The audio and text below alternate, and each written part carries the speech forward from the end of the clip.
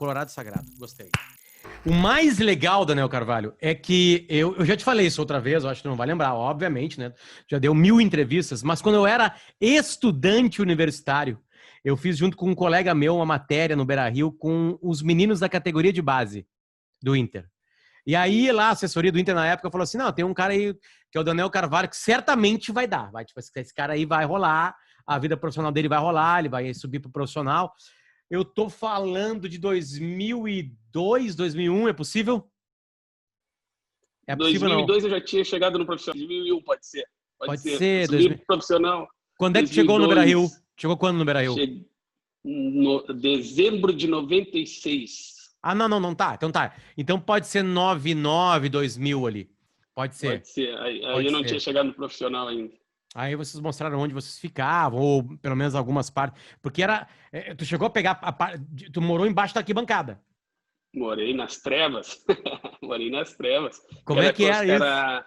Era concentração embaixo da arquibancada e tinha uma na rampa do Beira-Rio, né? Só que nós, quando chegávamos, nós ficávamos nas trevas primeiro, né? Que era embaixo da rampa. E aí, quando sobrava uma vaga, ia jogador subindo para a concentração de cima.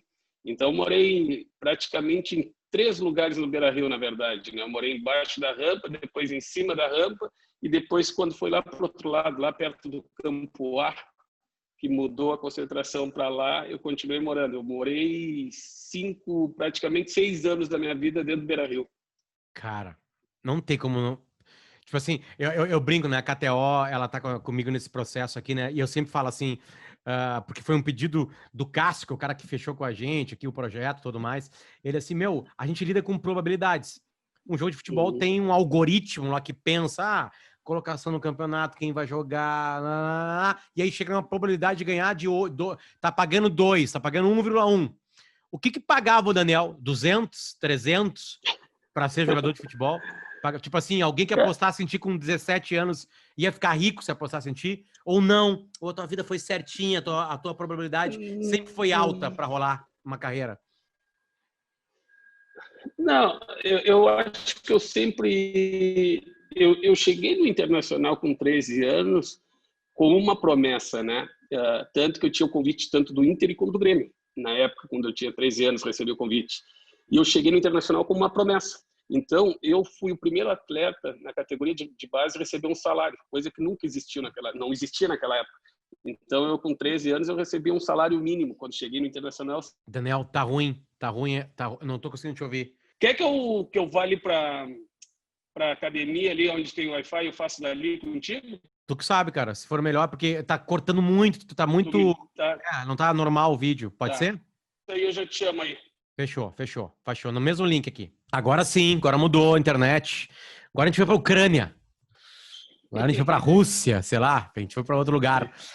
Tá, mas Daniel, me interessa muito, tá? Me interessa muito como é que era as trevas, né? Porque vocês são uma geração que começam a transformar o Inter de novo num clube gigante, né? Só que vocês passaram por coisas que hoje um jogador de cadeira de base no Inter mas nem sonha em passar. Tipo assim, dá cor, Daniel. Dá a luz, como é que era morar embaixo da rampa da arquibancada do Beira-Rio. Cara, mal tu tinha um colchão que ficava no chão, não existia cama, essa era a verdade, né? Tinha vários colchões no chão. O banheiro era bem coletivo, era 3, 4 chuveiros assim para 15, 20, até 30 na época morava embaixo, né? A concentração de cima, sim, já era maior, tinha 80, 90 lugares, eram biliches, e tinha na concentração de cima armários, coisas que nas trevas não tinha nem armário, né?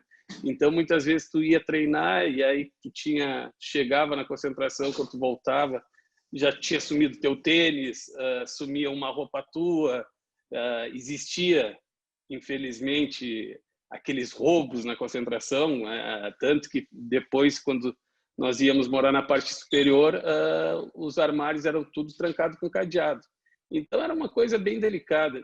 Aí sim, depois de 4, 5 anos morando ali na rampa, nós mudamos para frente do Campo A, e aí sim, a concentração eram 4 atletas por quarto, já tinha um armáriozinho mais bacaninha, já tinha um beliche mais bacaninha, nós conseguíamos levar televisão para dentro da concentração, mas hoje em dia é uma maravilha jogar na base do Internacional, na base do Grêmio.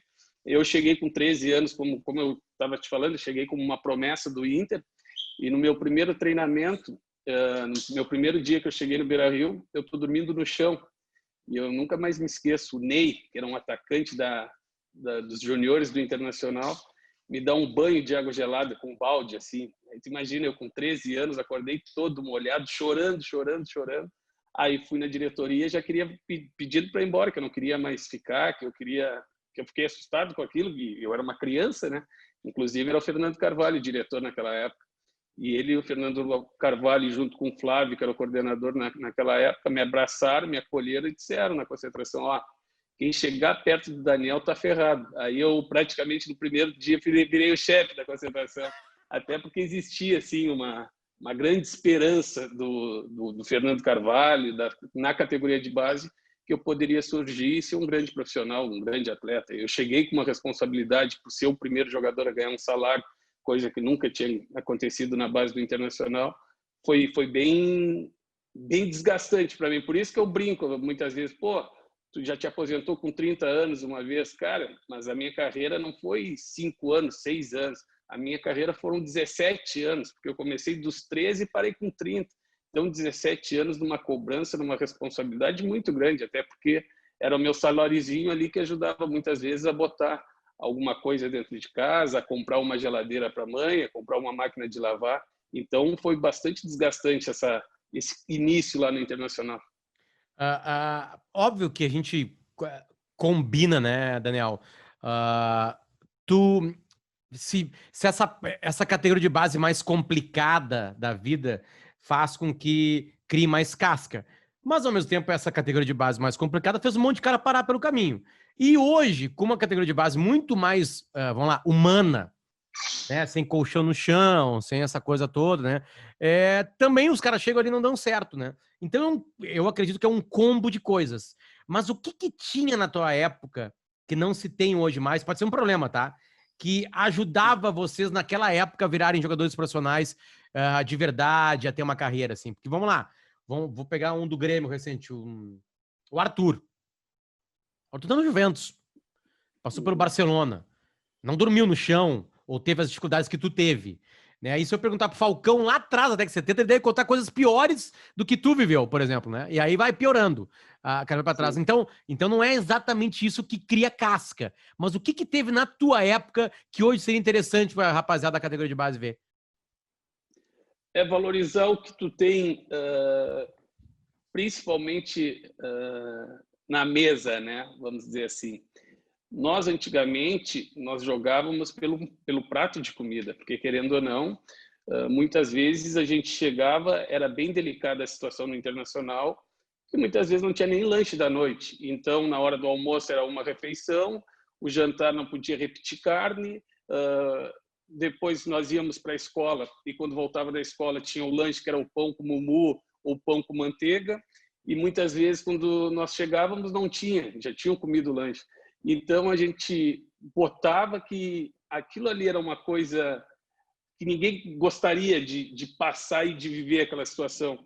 E nós, quando tínhamos a oportunidade de um treino contra o profissional ou uma oportunidade no profissional, nós sabíamos que poderia mudar nossas vidas, tanto financeiramente, nós amadurecemos e aprendemos muito mais rápido a ser homem, amadurecemos a ser adulto, porque nós éramos uma criança, um adolescente ou pré-adolescente, que praticamente não tínhamos as condições hoje, e principalmente falando de jogador de base do Internacional, tem. Hoje o jogador profissional do Internacional, da base do Internacional, ele chega já com contrato de Adidas, contrato com Nike, contrato com Puma, enfim. Nós não tínhamos isso, nós tínhamos mal e mal um salário que, quando recebia em dia, nós comprávamos e dava valor para comprar aquela chuteirinha para poder treinar, para poder jogar. Eu me lembro que meu primeiro jogo como profissional, que eu estreiei como titular, eu fiz um gol no Marcos contra o Palmeiras, no Parque Antártico, ganhamos 2-1, e eu joguei com uma Diadora do Bruno, lateral direito. Então, essas coisas que eu passei lá atrás, eu dou valor até hoje. Então, não me marcaram e eu não esqueço. Não esqueço porque eu sabia que aquilo ali era o meu ganha-pão, era o meu prato de comida. E hoje, eu acho que o jogador da categoria de base tem uma coisa que facilita muito que não tinha antigamente, é o tal empresário. Se tu não der certo no internacional, tu tem um leque de opções para ti, para qualquer outro clube, e a tua chance de ser profissional é muito mais facilitada hoje pelos empresários. Na nossa época não existia empresário. Praticamente quem cuidou toda a minha vida foi meu pai. Praticamente não, sim, foi meu pai que me empresariou, me cuidou toda a minha vida. E hoje não. Hoje os empresários, a gente sabe que se não deu certo no Inter, se não deu certo no Grêmio, já está em Santa Catarina, daqui a pouco no Figueirense, está no Avaí, ou daqui a pouco está no Goiás, enfim. Hoje as opções de abrir um leque para um jogador de base é muito grande, e na nossa época não existia isso. Na nossa época, ou tu era profissional no Inter, ou tu podia esquecer tudo e trabalhar com teu pai em casa, na tua cidade, ou no interior, onde tu morava. Então, hoje, a realidade é bem diferente. Então, eu acabei amadurecendo e aprendendo bastante. Porque, como falei ali atrás, eu dependia disso até para ajudar minha família, muitas vezes em casa. E hoje, a maioria das vezes, não acontece mais isso. Eu brinquei até esses dias numa live que eu fiz, que se tu entrar no pátio do Beira-Rio hoje, um jogador que chegou da base, que tem há 1 ano que chegou no profissional, que era da base, se ele tiver um carro de menos de 150 mil, eu entrego a chave do meu, porque não existe isso. Com certeza, hoje não tem aquele jogador que tem aquele carrinho simplesinho. Hoje eles chegam no profissional, já andam de carro importado, já moram num dos melhores apartamentos. Eu não, eu comprei minha casinha, ajudei a reformar minha outra casa em Jaguarão quando eu tinha, e fui crescendo, e fui indo. Claro, quando eu tive condições, eu tive meu carro importado, sim, graças a Deus. Reconheço que foi trabalhoso, mas tive o prazer de ter meus carros importados, enfim. Mas hoje não, hoje é muita distância o que nós passávamos na base e o que passa hoje. Eu acho que hoje o diferencial desses jogadores é que por trás deles existe empresário, e o empresário que sabe. Ele abre as portas para ti, para qualquer lugar. O Sobs uma vez foi com a gente no Bola nas Costas, o programa que a gente tem na Atlântida, e ele falou que isso que tu tá falando como vantagem, hoje a gente sabe que é vantagem, porra. Se o cara tiver uma cabeça boa, ele foca só no futebol, né, cara? Não tem mais nenhuma preocupação. Na categoria de base, ele já matou a fome, já há horas. E de mais um monte de gente já tem alguns confortos já. E ele falou que tem que ter mais cabeça ainda hoje. Porque na época de vocês, o Sobs foi um pouquinho depois de ti, né? Na categoria de base. Sim. Ele é 8,5 e tu é 8,3. Isso atrapalha hoje. Essas regalias fazem com que o cara perca a fome, metaforicamente, muito cedo. Tu consegue enxergar isso também? Tipo assim, o cara já resolve, entre aspas, a vida dos dois, do pai e da mãe, já com 19 anos. Aí depois vai ver se vai dar certo ou não, entende? Isso também atrapalha? Sem dúvida nenhuma. Atrapalha, mas eu acho que o principal de tudo é tu ter uma base. O que é que eu me refiro na base? É tu ter um pai e uma mãe que ficam te enchendo o saco, te incomodando e te mostrando que é certo e que é errado. Então, eu, graças a Deus, eu tive, mesmo dentro das dificuldades, mesmo numa vida simples, eu sempre tive meus pais para me mostrarem o que é certo e o que é errado, como até hoje tenho meu pai que administra minhas coisas. Praticamente eu estou encerrei a carreira, parei de jogar futebol e hoje eu não tenho vergonha nenhuma. Se meu pai, o contador e o meu advogado morrerem juntos, eu estou ferrado, porque eu não sei onde está meu dinheiro, eu não sei nada, sabe? Eu teria que tomar vergonha na cara e aprender a saber administrar. Mas o que eu quero dizer com isso? Eu quero dizer que eu tinha e tenho uma pessoa da minha confiança que administra toda a minha vida e administra minhas coisas. E isso facilita. Então, quando nós tínhamos uma regalia de ganhar um prêmio ou algo diferenciado, cara, nada de jogar dinheiro fora. Meu pai sempre fez eu aprender e dar valor a cada centavo que eu conquistei, a cada centavo que eu ganhei. E isso daí realmente necessita de uma cabeça muito boa, porque é aquela história. Dinheiro no futebol, ele vem muito fácil. E quanto menos espera, ele vai embora muito fácil. E quando a gente fala de Sobs ou fala de qualquer outro jogador, nós sabemos que a realidade hoje é bem diferente do passado. Qual seria a realidade hoje? qualquer cabeça de bagre, com todo respeito, no mínimo ganha 150 mil, 200 mil. E isso eu brinco. E eu, quando cheguei no profissional, que eu subi para o profissional recebendo R$ 800, depois eu ganhei aumento de salário para R$ 4.000, se fosse na atual realidade de hoje, eu teria subido no profissional no mínimo ganhando 670 mil. Isso aí eu tenho certeza disso, entendeu? Mas a realidade mudou muito do futebol. E é que eu te falo, tu tem que ter e tu tem que acreditar principalmente nas pessoas que estão na tua volta. E principal, que no meu ponto de vista, são os pais, né? Então, eu tenho meu pai, que até hoje administra minhas coisas, minha mãe está sempre ajudando, apoiando também. Então, se tu não tiver uma cabeça boa, tu joga tudo fora. E o meu pai, o que mais ele cita de exemplos é o seguinte, ele conta vários jogadores que tinham muito dinheiro e que perderam e jogaram tudo fora. E ele disse que se eu não tivesse cabeça, e se eu não tiver cabeça, eu poderia ser mais um de vários que acabam jogando tudo fora. Tu viu isso, Daniel? Tu via? Não adiantava falar pro cara. Assim, não adiantava chegar e falar, meu, cara, vai dar merda. Isso, tipo assim, não. Tu vê, tipo assim, ou melhor, quando tu conta nos dedos os que não jogaram fora, a grande maioria jogou fora. A maioria joga fora, é uma minoria que tem dinheiro. Infelizmente, essa é a realidade. É porque, como eu te disse, a realidade do jogador de futebol, ela é... Se tu não tem uma boa cabeça, tu tá ali ganhando teu saláriozinho, tal, aquele pequenininho, e tu faz um jogo bom. Eu até brinco que o que mudou a minha vida foi o Grenal. Então, tu faz um Grenal bom, tu estoura, tu explode. E aquilo é chuva de patrocinadores que aparecem na tua vida, financeiramente tua vida muda, só que tu tem que ter cabeça, não adianta. Eu convivi com jogadores que não tinha nenhum carro, não tinha nenhuma casa para morar, morava de aluguel, mas comprava carro de 200, 300 mil. Aí eu falava, cara, investe numa casa, compra tua casinha primeiro. Para que tu quer ter um carro de 200, 300 mil se tu não tem ainda, tu mora de aluguel? E eu não preciso estar aqui citando nomes, que até seria uma falta de respeito, uma falta de ética, mas nós sabemos que quantos jogadores que o meu pai, que gosta de citar exemplo, naquele time campeão da Libertadores de 95 do Grêmio, se eu não me engano, foi 95, foi campeão da Libertadores. Quantos jogadores daqueles que conquistaram praticamente a América que hoje estão numa situação um pouquinho delicada? Então, a gente tem que ouvir, sim, sem dúvida nenhuma, teu pai, tua mãe, e são as pessoas que nunca vão querer o teu mal. Empresários têm os bons, têm os ruins, como qualquer profissão na vida. Um detalhe para acabar esse assunto, para a gente entrar em Grenal, que me interessa muito.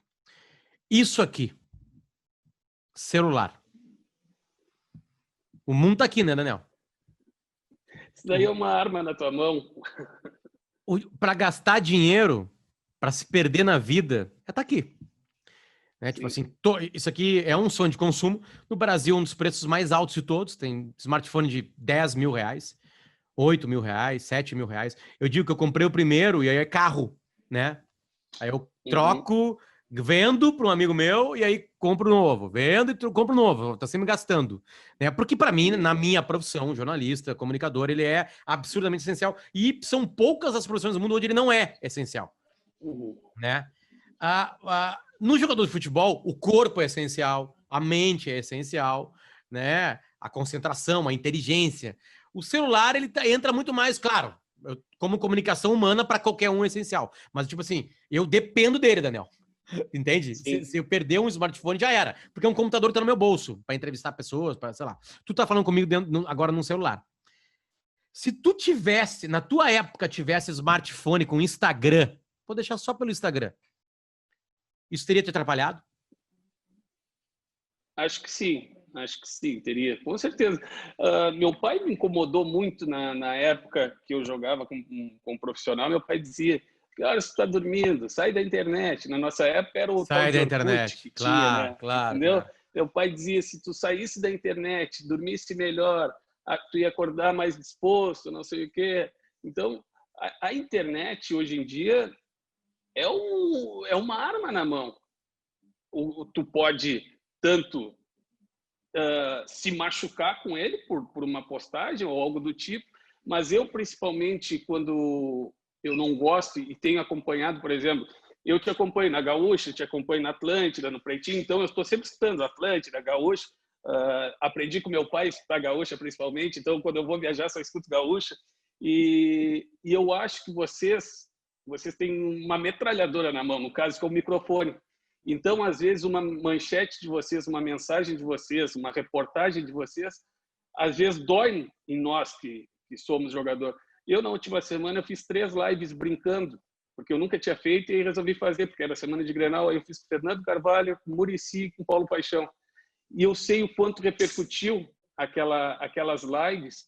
E muitos jogadores, eu tomava cuidado com o que eu ia falar, porque eu não tenho filtro. Eu falo o que eu penso, o que eu acho. Quando eu falo de coração. Eu não estou aqui para agradar ninguém. Então, foi um papo bem legal, bem bacana com eles.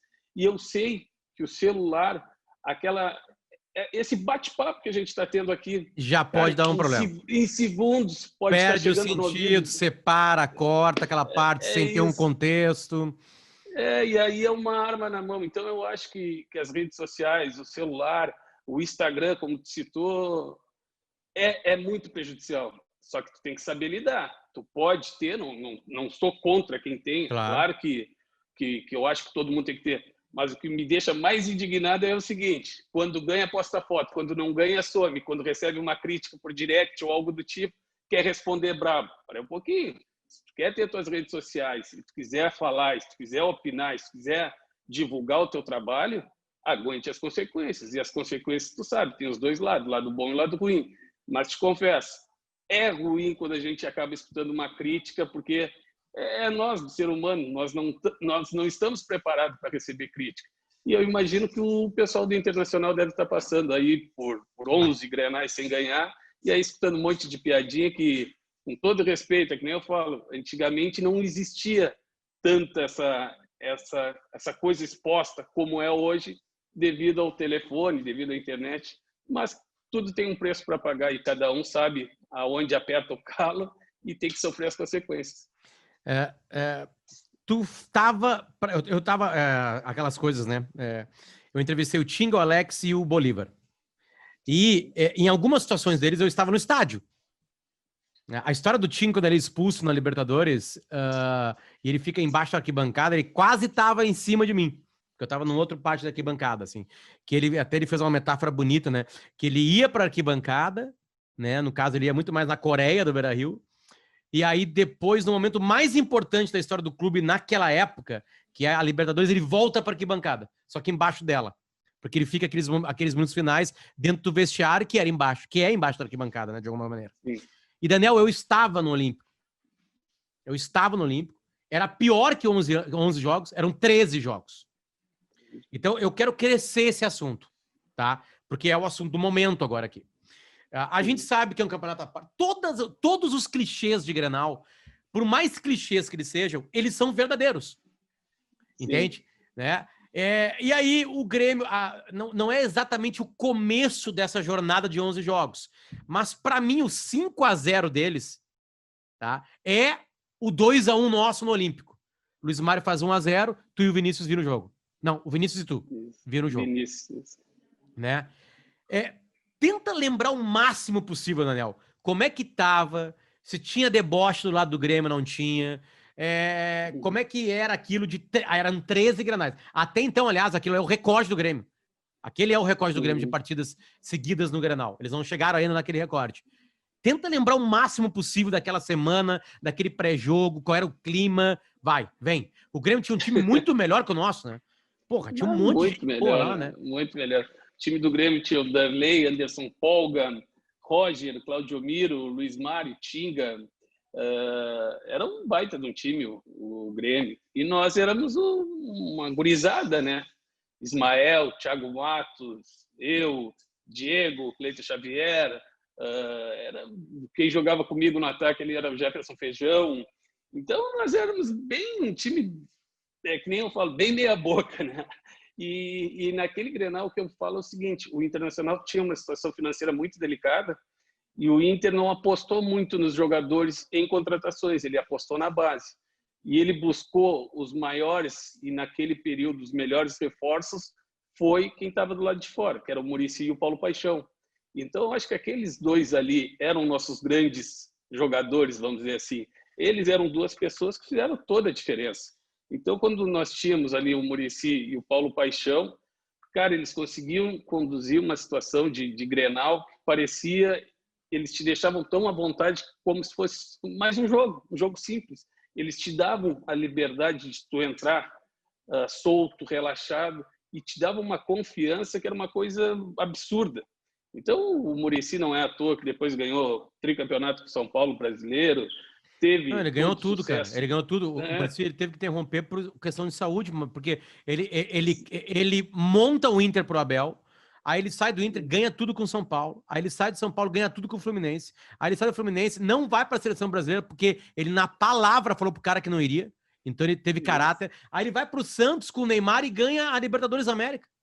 sim. Não, Tipo assim, ele cara... foi o cara que nos últimos anos, sem dúvida nenhuma, foi um dos melhores técnicos, ou se não o melhor técnico do Brasil. E o Paulo Paixão nós conhecemos bastante, né? A gente chamava Paulo Paixão até de múmia, que aquele homem tem de faixa um absurdo. Campeão do mundo com a seleção brasileira, campeão com o Grêmio na Libertadores, campeão da Libertadores. Pô, e ali para ele era então, um baita recomeço, né, Daniel? O cara era um campeão baita do mundo pela recomeço, seleção brasileira. Não, recomeço não é que tinha dado errado, mas tipo assim, ele aceita um projeto, né? Certamente foi Fernando Carvalho. Mesmo. Eu tô aqui aberto, tá? Com o Grenal 353. Darley, Anderson Polga, Claudio Miro e Roger. Anderson Lima, Gavião, aí entrou o Elton, Tinga, Bruno, entrou o Amaral e o Douglas. Basílio, entrou o Caio e Luiz Mário. O Tite era o treinador. Aí o Inter, com o Muricy. Klemer, Luiz Alberto, André Cruz e Vinícius, 3-5-2. Thiago Matos, Sangalete, Clayton, Flávio, aí entrou o Cleito Xavier e o Ismael na esquerda. Daniel Carvalho, tu sai naquele canal para entrar o Geninho. Não lembro quem é. Entrar o Geninho. Geninho lá de cima, de Alagoas. Lembra que chegou Geninho, Cleito Xavier verdade, cara, chegou daquela turma lá. Isso aí. Jefferson Feijão, como tu disse, entrou no lugar dele o Diego, irmão do Diogo. Né? E aí os gols foram Luiz Mário, Vinícius e Daniel Carvalho. Aqui foi uma virada. Aqui tem uma porque nesse ano o Grêmio quase cai, né? Isso aqui é gauchão, tá? Eu digo no Brasileirão depois, né? E aí o Grêmio quase cai em 2004 e aí, bom, aí enfrenta 2005, aquela coisa toda, para tentar se renascer. Daniel, e era um jogo chuvoso, uma chuva. E aí eu me lembro que a gente mal chegou no gol do Grêmio no primeiro tempo. Chegamos num chute bem meia boca de Ismael, de longe, e estava vergonhoso. O primeiro tempo estava vergonhoso. E o Grêmio chegando toda hora. O Tinga fez uma baita jogada que saiu na cara do Klemer, chutou pelo ladinho e chutou para fora. O Grêmio ali já era para ter feito ali no primeiro tempo uns 2-3.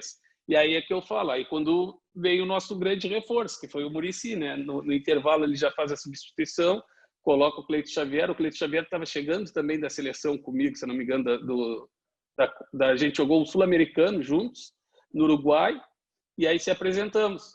E o Muricy saiu jogando comigo com o Cleito Xavier, não. Quando ele entrou com o Cleito Xavier, logo no início do segundo tempo, ele dá um chute de fora da área e o Darley faz uma baita de uma defesa, bonita assim, e aí eu falei, meu Deus, esse cara sempre no Grenal, sempre atrapalha a nossa vida, sempre incomoda. Porque o Darley sempre fechou o gol. Fechava. E eu digo assim, não vai ser possível, esse cara vai fechar o gol de novo. E logo em seguida teve uma bola, um cruzamento meu de uma falta pela direita, e o André Cruz disputou a bola, sobrou pro Vinícius, que ele cabeceou, e o Darley tira com a mão esquerda, assim, e a bola sobra quicando no pé do Luiz Alberto, 1,5 metro de cima da linha, assim, e ele me dá um balão por cima do gol, e ele cai dentro do gol, e eu falei, não vai dar, não tem jeito, esse gol, agora a gente não ganha mais. E aí eu digo, mas nós começamos a jogar muito melhor no segundo tempo, e aí logo na metade do segundo tempo teve um escanteio que eu cobrei pelo lado esquerdo, e o Vinícius ganhou do Polga, se eu não me engano, e entrou no cantinho, e aí o Darley nem se mexeu. Aí eu digo, só assim para ele tomar mesmo, porque aonde ele pulava, ele pegava tudo. Aí nessa bola ele não se mexeu, entrou no cantinho. E aí sim, aí aos 41 do segundo tempo, que foi onde eu fiz o gol da virada, que foi num lance do Clayton tocando para o Thiago Matos. Thiago Matos cruzou um cruzamento meio todo errado, que caiu no pé do Diego, dentro da área, e o Diego foi vindo para fora da área, de costa para o gol, e me tocou. E aí no que tocou, eu consegui girar em cima do do Amaral, driblar o Roger e girar em cima do Amaral e bati no canto. E ali foi o gol da virada, 2-1 aos 41, e logo em seguida o Muricy me tirou, que entrou o Geninho.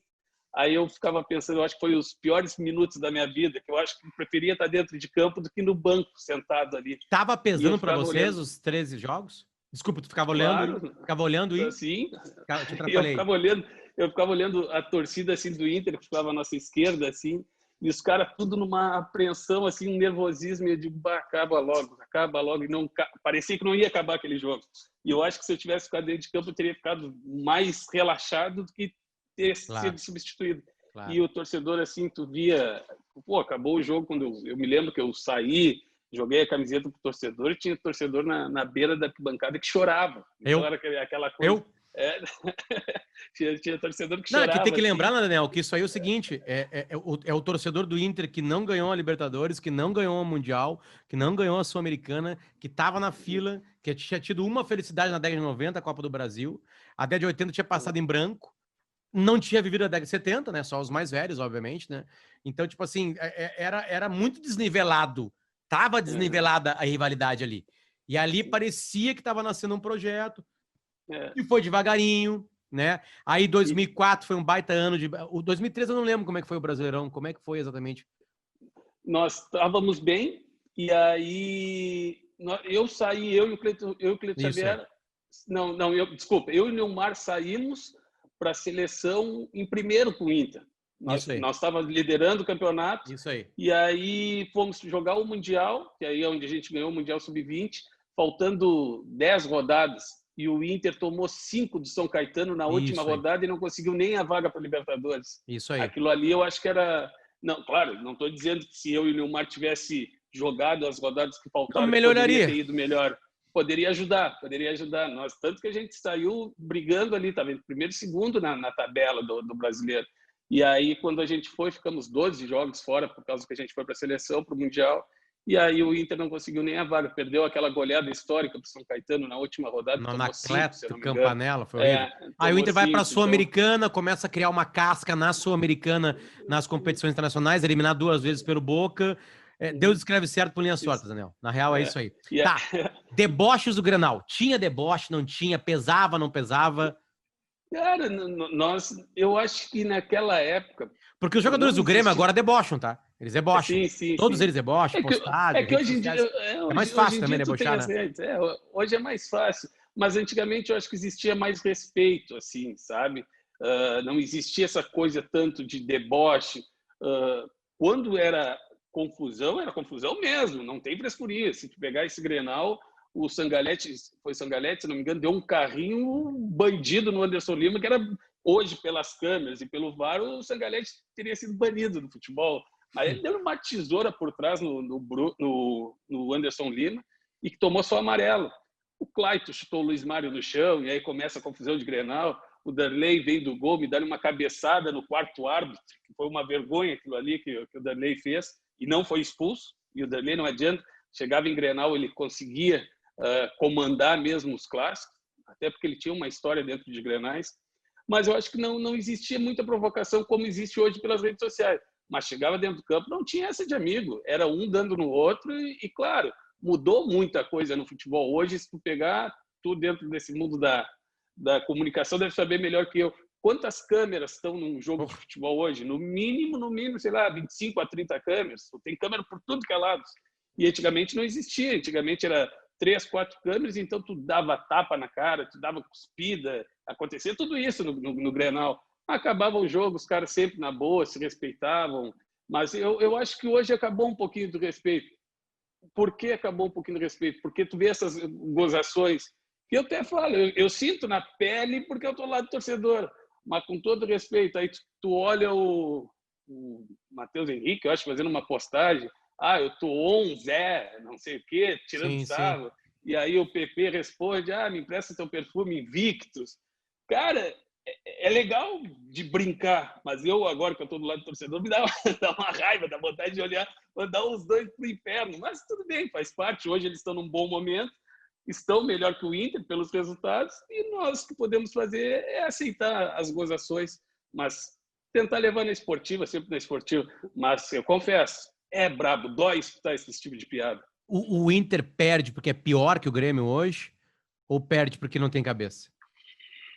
Eu acho que perde porque não tem cabeça. Se eu olhar assim friamente, tu botar no papel as escalações, o time do Inter tem um time muito mais experiente, eu acho, esse é o meu ponto de vista. O Inter tem jogadores com bagagem, enfim, não são qualquer gurizinho que está chegando agora, está tendo uma oportunidade agora. Não, são jogadores já, que nem a gente fala no futebol, macaco velho. Então, eu acho que está faltando um pouquinho de cabeça. Todo jogo tem um expulso, nunca vi disso. Pelo amor de Deus, sabe? Que tal daqui a pouco deixar um pouquinho essas ignorâncias, vamos lá, de dar cotovelaço, enfim, ou de confusões, de brigar e pensar em jogar mais. Eu acho que é isso que está faltando. Se o Inter daqui a pouco começar a pensar em jogar mais e deixar um pouco as provocações e as brigas de lado, eu acho que o Inter já emparelha. Então, para te começar a pensar em ganhar, tu tem que emparelhar um pouquinho nesse sentido. Mas eu acho que o Inter, em termos de cabeça, está muito abaixo do Grêmio. E... Por exemplo, nesse último... o Grêmio tem a maior zaga, talvez, da história do Grêmio, né? Kahneman e Jeromel. Eles não jogam mais, os granais. Não precisa deles. No Beira-Rio foi só o Kahneman. Nesse agora não foi. Tem algo que falta no Beira-Rio, assim, hoje, Daniel? Eu tô olhando. Faltou morar embaixo da arquibancada, faltou alguma coisa, não estão ganhando, falta raça. O que exatamente acontece hoje? Não estou falando pelo momento, o treinador, o trabalho está começando, não tem treinamento, só tem viagem e jogo, isso tudo atrapalha, eu sei disso, né? Bom, a gente estava falando do Atlético Mineiro. O Atlético Mineiro, desde 20 de setembro, a gente está gravando isso aqui, eu e o Daniel, no dia 5 de outubro. Desde 20 de setembro, o Atlético Mineiro não viaja. Não sai de Belo Horizonte. Ele não tá jogando Sul-Americana, nem Libertadores, nem Copa do Brasil. Não viaja. Então tá ali, tranquilo, descansado. Né? Só Covid pode atrapalhar, ou alguma coisa em treinamento, obviamente, né? O que exatamente falta, assim, para ganhar o Grenal? Eu acho que falta um pouco de história, né? Quando eu me refiro em história, em que sentido? É saber o que representa um Grenal. Que nem eu falo, às vezes muitas pessoas não acreditam em mim, mas eu falo e tenho total certeza do que eu digo. O meu reconhecimento e o meu carinho que o torcedor colorado tem por mim foi por causa do Grenal. Claro, tive meu bom momento no Inter, legal, bacana, fui vendido, e na época que eu fui vendido ajudou o Inter a arrumar um pouco a casa, porque financeiramente estava um pouco com bastante dificuldade, não um pouco, bastante dificuldade. Muito. Mas o que mudou mesmo e o reconhecimento hoje que o torcedor tem por mim é por aquele Grenal. Então, vamos dizer o seguinte, quantos Grenais teve antes, vamos supor, e que ninguém lembra qual foi os resultados, ou muito menos lembra quem fez os gols. Mas quando eu fiz aquele gol da vitória, que quebrou aquele tabu, é o que eu sou lembrado hoje.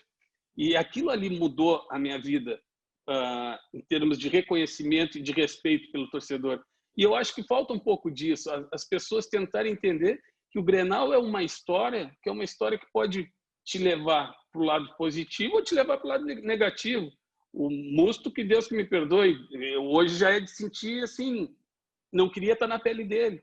Foram 2 Grenais, 2 expulsões e que deixou o time na mão. Deixou, mas ao mesmo tempo o time também melhorou com a expulsão nos dele. 2 Grenais. Nos 2, jogando, sabe? Mas aquilo ali pode transformar a vida dele negativamente. Então, quando lembrarem do Musto, já vão lembrar das expulsões e tal. E hoje as pessoas lembram de mim por causa daquele gol do Grenal. Tu imagina, nós estamos falando aqui há 17 anos atrás, nós estamos lembrando de um Grenal e de um gol, que ninguém esquece. É como tu mesmo falou, naquele Grenal tu chorou, é o torcedor que me manda mensagem dizendo que estava escutando no radinho com o pai embaixo de uma árvore. Então, quando eu digo que o Grenal muda a vida do cara, se muda do torcedor, tu imagina do jogador que possa ter feito alguma coisa de diferente. Foi o que eu fiz naquela época, dando assistência e dando gol. Então, eu acho que as pessoas tinham que entender um pouquinho esse sentimento, que o Grenal muda a história. Tu pode estar mal, tu fez alguma coisa no Grenal, tu fez algo diferente, tu pode ter certeza, vai passar 17 anos que nem nós estamos hoje e vão existir lembranças e recordações. Então, acho que precisava as pessoas entenderem um pouquinho da história do que é o Grenal. O último eu não vi, não prestei bem atenção, mas no penúltimo Grenal no Beira-Rio, nós tínhamos um gaúcho dentro de campo. Aí, no outro dia, eu estava até conversando com o Fernando Carvalho, que tu... não tem nada a ver. Eu acho que tem tudo a ver, são opiniões, claro, respeito a opinião do Fernando Carvalho, mas eu tenho a minha opinião. Não digo que os jogadores dos outros estados não vão chegar numa dupla Grenal e não vão querer fazer o seu melhor. Claro que vão, claro. Mas o gaúcho, aquele jogador que é daqui, que sabe, que é raiz, que vive aqui, é diferente. Então eu fico pensando, é esse sentimento que eu acho que está faltando no jogador internacional. É tentar entender um pouco de uma história de um Grenal. O que ela pode te fazer, tanto pelo lado positivo como no lado negativo. Infelizmente, nos últimos 11 Grenais, a gente está vendo só o lado negativo, porque a gente não consegue quebrar esse jejum. Espero que quebre de uma vez e eu acho que o que mais merece, e eu gostaria, se eu pudesse fazer as apostas, que nem tem os patrocinadores de apostas, eu gostaria de apostar no D'Alessandro daqui a pouco para encerrar a carreira fazendo um gol no Grenal. Aí deu, acho que aí sim. Aí pode botar a estátua para ele. Nesse ano, né, Daniel? Para ter Grenal, eu digo ano de 2020, né? Porque o Grenal do retorno do Brasileirão é em novembro, desculpa, 2020. Em janeiro. Janeiro, 2021. Dia 24 de janeiro. Então, mas pode ser que se os dois passem na Copa do Brasil e se os dois passem na Libertadores, pode ter confronto no sorteio. Né? Se o Grêmio passar pelo Juventude, o Inter passar pelo Atlético Goianiense, tem mais um sorteio da Copa do Brasil. Então pode ser que tenha ali. Aí seria de quartas de final. Imagina. E na Libertadores já pode pintar, se os dois se classificarem, cada um vai ficar num pote, né? Do primeiro lugar e do segundo lugar, já pode pintar também na Libertadores 2 Grenais. Aí seriam 4 Grenais a menos da Libertadores. Teve uma postagem tua recente sobre Grenal? Um desabafo teu? Ou eu tô louco? Não, teve. É que eu brinquei, eu passei uma foto antiga usando óculos na cabeça. Na época, quem usava bastante óculos na cabeça era o Salgadinho, né? Aquele cantor. Sim, e aí sim. eu brinquei que faltava jogador raiz daquelas coisas, aquela época que escutava Salgadinho, escutava pagode de Dorinho, Senzala, que hoje em dia não existe mais esse tipo de jogador. E aí eu fiz um comentário ali e tal, e a repercussão foi bem legal, assim, em termos do torcedor, e foi onde, através dessa repercussão da minha postagem, que eu resolvi fazer as lives. Começar e deu bem certo. E aí, inclusive, aqui já te convido para ser o meu próximo entrevistado. Óbvio que sim, né? Que eu vivo de que as pessoas aceitem, né, os meus convites para conversar, então tá fechado, né? É só marcar a hora aí claro, e a gente faz sem problema nenhum de verdade mesmo. Tá, a gente tava falando do problema, né? Aí ganha o Grenal. Ganha. Assistência, gol, ganha o Grenal. Diga-me como é que são as próximas horas, agora vamos falar de felicidade, né? E como que é depois, assim? Que tipo de calmaria deu sair daquela fila de 13 Grenais, o Grêmio não chegou a 14, né? Porque vocês atrapalharam, né? De virada na casa deles. Como é que é aí? Agora me diz os louros. A gente tá falando dos problemas, né? Das trevas, blá, blá, blá, blá, blá, blá. Minha vida muda com o Grenal. E aí, a partir daí, o que acontece? Aí eu me lembro que saí do Olímpico, fui pro Beira-Rio, e depois peguei minha mãe e fomos para Dom Henrique. Tinha uma churrascaria ali na Dom Getúlio. Henrique. Isso mesmo, Getúlio, que até hoje eu vou lá e como, só pago em dinheiro, né? Isso aí. Aí eu fui para a churrascaria ali, jantei com a minha mãe, e aí tinha se acaso você chegasse, uma casa de pagode. Claro que sim, uma música. E aí que era isso, aí eu fui, aí curti um pagode, curti um samba, e aí eu me lembro que no outro dia já entrava no ar ao vivo no Globo Esporte. E eu morava na Santana ali, o cara é bem de novinho, e aquilo ali para mim, é que nem eu falo, aquilo ali para mim era uma alegria, um momento assim especial. E nessa postagem que eu coloquei, que eu fiz, eu até digo sobre isso. Cara, antigamente o meu momento de alegria, o meu momento de felicidade era ser capa de 0 hora. Hoje os caras estão preocupados e não só preocupados, mas hoje em dia uma imagem tua através do Instagram ou a internet, como funciona hoje, tua imagem está rodando ao mundo em segundos. E naquela época nós não tínhamos isso. Então, o meu prazer era no interior, que eu morava em Jaguarão, minha família morava em Jaguarão, alguns em Pelotas, enfim, era eles chegarem numa banca e estar lá na capa do 0 hora a minha foto. E aquilo ali era gratificante, era muito bacana para mim. Então, eu me lembro que depois do Grenal eu fui para Dom Henrique, jantei com a família, depois fui para o Pagodezinho, e no outro dia, me lembro que entrei ao vivo no Globo Esporte. Nunca recebi tanta ligação, eu acho, para entrar nos programas ao vivo. Eu acho que foi meu melhor momento assim de felicidade. Porque, que nem eu falei, foi o Grenal ali que mudou a história do Inter, mudou a minha história. E logo depois eu acabei indo embora, também um ano depois eu acabei sendo vendido. Mas esse Grenalzinho, assim, tem as recordações como se fosse hoje, assim, marcado, porque eu me lembro de até a roupa que eu tava no Globo Esporte, uma camiseta Tu tem a camiseta do Grenal? Não, eu joguei para a torcida. Não sei por que eu fiz essa acabou de idiotice. contar. Acabou de Eu contar joguei isso para aí. a torcida.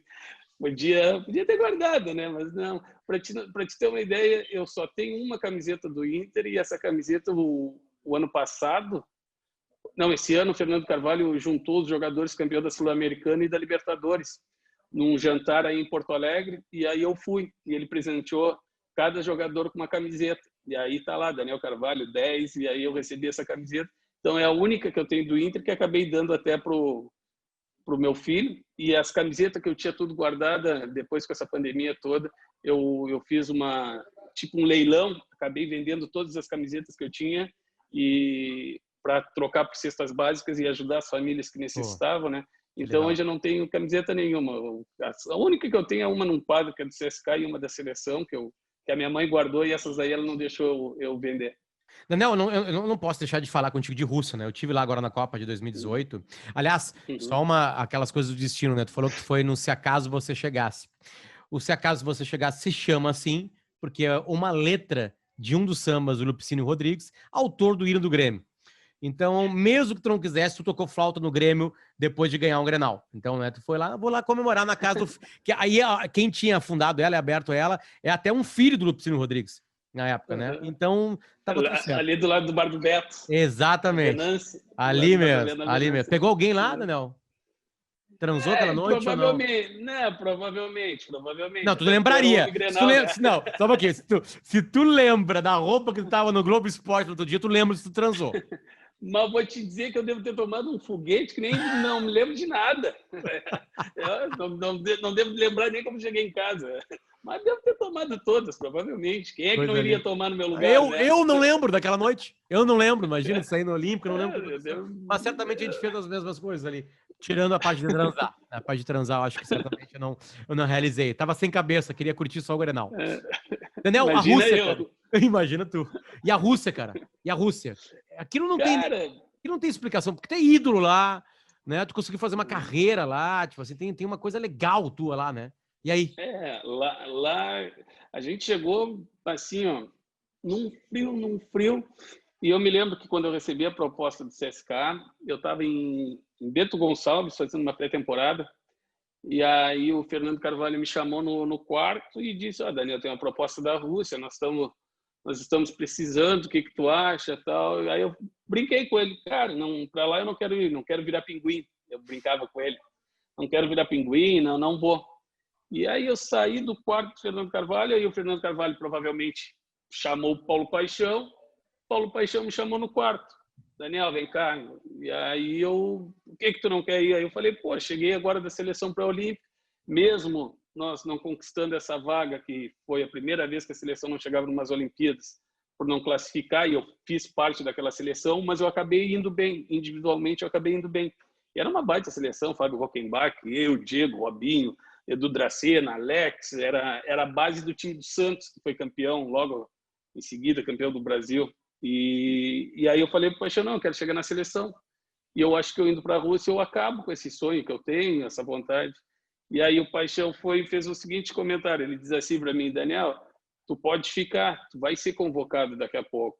Pode ser que tu chegue na seleção, jogue 1, 2 jogos, 3 jogos, mas daqui 10 anos ninguém vai lembrar dessa tua convocação. Só que se tu for embora hoje, daqui 10 anos tu lembra que o que tu está botando na mesa é graças a essa negociação que tu está fazendo agora.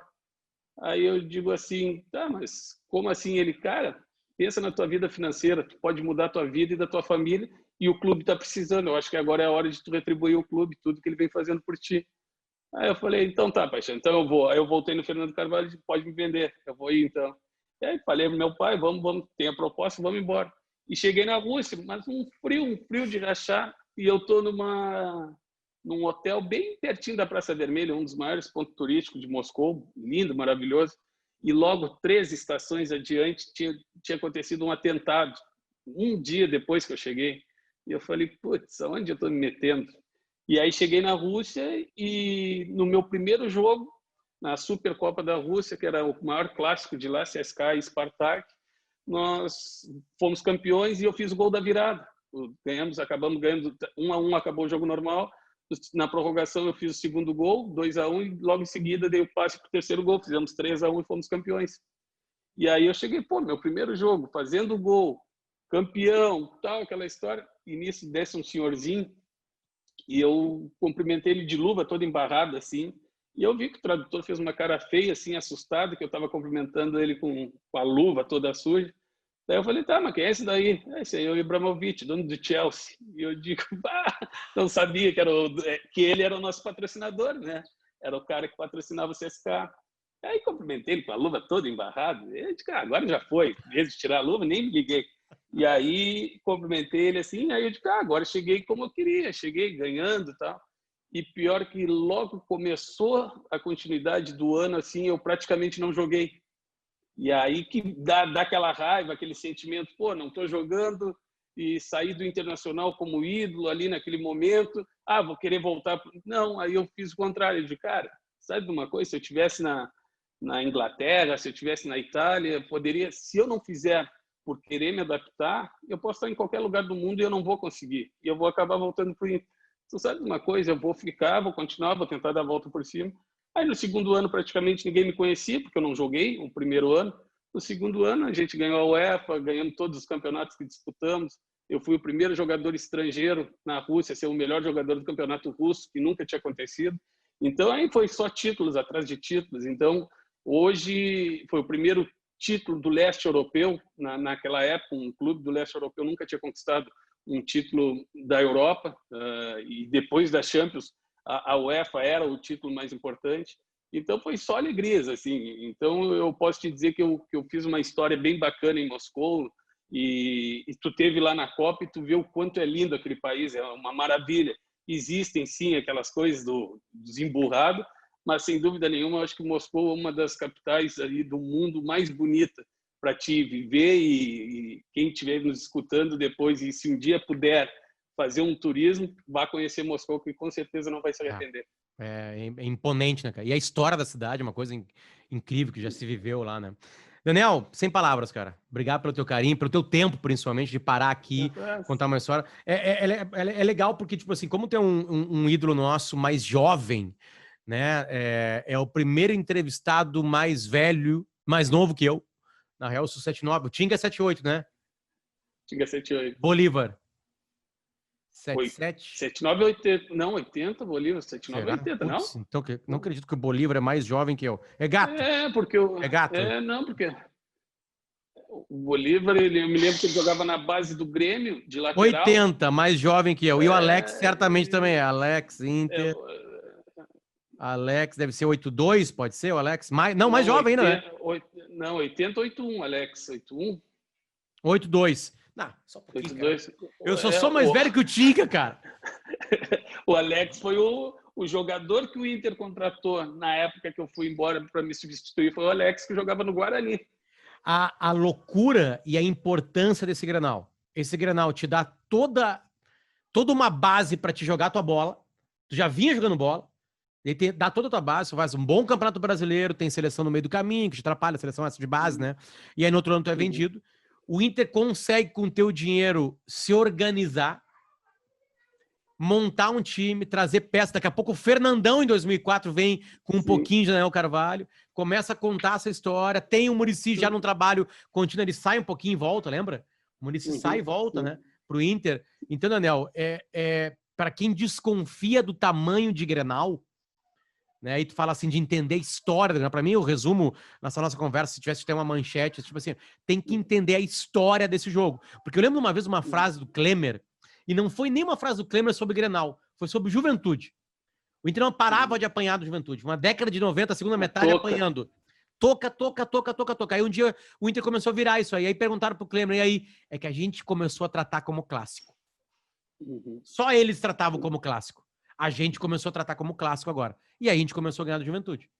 E aí foi definitivamente enterrado num 8-0, 8-1, com o Inter ganhando no Um gol Gauchão do lá. Klemer de cavadinha. Um gol do Klemer de cavadinha.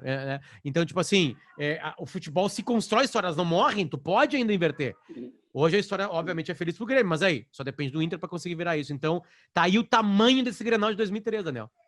Talvez Sim, muito é que que nem eu aconteceu falo. com o Inter, né, do tamanho de Libertadores, de Sul-Americana, começou a nascer com aquela... Não, certamente foi o teu trabalho, junto com um dos meninos e do Muricy, certamente. Eu digo, a Sim. tua venda ajudou a trazer outros jogadores, a montar o time, e aí a coisa foi. E até estrutura, né? Logo depois que eu fui embora, eu ia visitar o Inter e as brincadeiras que existia lá dentro, que teria que se chamar vestiário Daniel Carvalho, porque muito do dinheiro foi investido no vestiário, coisa que antigamente era bem precário também o vestiário do profissional. Mal e porcamente nós tínhamos uma banheira feita de tijolos mesmo, enfim, era de tijolo, era um banheirão quadradão, e ali entrava 5, 6 jogadores e ficava ali. Não existia aquelas banheiras individuais, aquelas hidromassagens. Muito foi investido depois da minha venda, que eu fui vendido e o Internacional botou uma boa de uma parte em obras dentro do Beira-Rio para arrumar todo o vestiário, arrumou todo o vestiário. Então as pessoas até brincam que o vestiário teria que se chamar Daniel Carvalho, porque Teria mesmo. não existia, não tinha. Em termos, a parte da fisioterapia se investiu em muita coisa. Então, eu sei que eu tenho essa contribuição. E eu acredito que poucas pessoas, daqui a pouco, têm uma noção do que eu fui lá em termos de ajudar. Por exemplo, o que eu não gosto, por exemplo, e eu jamais vou ver, eu vou no Beira-Rio. Todas as pessoas, graças a Deus, me reconhecem e eu tenho acesso para entrar no Beira-Rio, tanto que eles mandam ingresso para assistir os jogos, as finais, seja o que for. Então, contra o Atlético Paranaense, ano passado eu fui, Flamengo eu fui, meu filho mora em Porto Alegre, então eu pego ele em casa e levo para ele assistir os jogos. E eu, quando chego ali no seu Osmair, que é o senhor de segurança que está, sei lá, deve estar 40 anos de casa já, o seu Osmair, e eu tenho acesso para entrar no vestiário e aquilo ali, para mim, é gratificante. O reconhecimento das pessoas me liberarem para entrar dentro do vestiário. Às vezes eu não tenho a dimensão do quanto eu sou querido para essas pessoas que trabalham lá dentro ainda. Mas isso daí, quando acontece isso, eu acho uma coisa assim, uma maravilha. Eu fico tão feliz e reconheço e admiro essas pessoas que têm esse respeito e esse carinho por mim. Então, é que nem eu falo, o Grenal, que nem a gente citou, ou até mesmo vários jogos, o que tu fizer dentro de campo te abre um leque de opções dentro do Internacional de carinho, de respeito, que eu acho que é isso que as pessoas têm que pensar. As pessoas não podem estar ali por passagem. É passageiro e daqui a pouco eu não estou mais aqui, vida que segue. Não, é eles abrirem as portas para eles saberem que podem chegar a qualquer momento ali e as pessoas vão te olhar com admiração, que é o que eu sinto hoje. Quando eu chego lá, as pessoas me olham com uma admiração, com carinho e um respeito, e sem dúvida nenhuma, voltando àquele assunto, foi por causa do Grenal. Daniel, sem palavras. Obrigado por tudo, pela tua vida, né? Doação, em doação ao clube. Obrigado por suportar as trevas, né? Acho que isso foi muito importante, né? Bem que tu não voltou para a zona sul do estado, tu ficou ali, né? E obrigado pelo teu carinho aqui, cara, o teu tempo aqui. Acho que as pessoas chegaram até aqui, adoraram, assim, porque é legal entrar nesses bastidores, entender como o futebol realmente funciona. E tu é um cara que fala bem, né, Daniel? Tu fala bem, né? Tu tá fazendo lives, né, cara? Entrevistando gente, né? Então acho que o poder de comunicação tu tem, isso é legal, isso é raro no futebol. Então é legal que até agora, os 4 papos que eu tive, assim, são pessoas falantes, que têm uma boa memória, que colocam bem as palavras. Isso ajuda muito a galera a gostar do quadro aqui. Obrigado. Colorado sagrado, e tu é um deles, agradece de verdade, mesmo. Eu que agradeço pela participação aí. E sempre que puder descontrair, bater um papo, pode chamar que eu gosto. É que nem eu falo, eu gosto de falar tudo que eu penso, tudo que eu acho. Não me considero dono da razão, muito pelo contrário, sei que erro muito e também acerto muito. Mas quando a gente fala de coração, o papo flui normal. Então, isso que é o importante, é isso que é legal. É falar com o coração, falar o que pensa, falar o que acha e sempre respeitando todo mundo. Aí atrás tinha uma churrasqueira? Uma parrigeira ou não? Do lado de uma churrasqueira, que é a pia ali para a gente dar uma lavadinha, botar, então, arrumar o espetinho. Um dia vai ser, então vai ser aí um pouquinho pro ladinho aí. Levar umas canas uruguaias aí, vamos fazer festa aí. Obrigado. Vamos lá. Daniel, deixa eu só passar essa Obrigadão, Luciano. Beijo, meu. Até mais. Tá, tchau. Beijo, te cuide. Tchau. Colorado Sagrado. Gostei.